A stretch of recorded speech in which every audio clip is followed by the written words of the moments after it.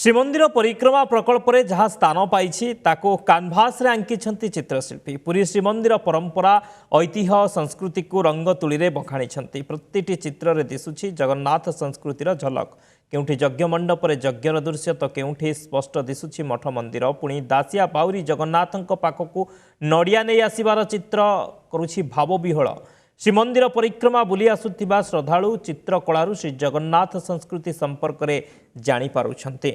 मठ मंदिरर महात्म्य जानी हेउछि चित्र प्रदर्शनी भी से कालिया ठाकुरंक आशीर्वाद संभव होइथिला या कहिसंती चित्रशिल्पी। तेबे जो चित्र प्रदर्शनी पाई 15 दिन समय लगे मात्र 4 ରୁ 5 घंटा भितर राज्यर 20 जन चित्रशिल्पी ताको संभव करिसंती आउ ए सबु कालिया शांतंक पाई संभव होइथिबा कहिसंती। मनकर लीला नुह तो कौन माने जो जो कंपटीशन जो एग्जीबिशन को 15 दिन लगे ताकू आमे विदिन 4-5 घंटा भितर सब अरेंज करी ओडिशार विभिन्न प्रांतर 20 जन सीनियर आर्टिस्ट को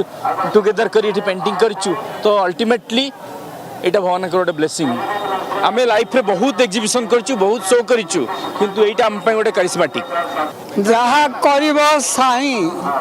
कार्य हाथरे नहीं सबु से चक्का डोलांक नीला मोर नहिले करुणा ब्रह्मा शंकर हेबे निशब्द अक्षर अटई गमिन पारई मन अनामिका ब्रह्म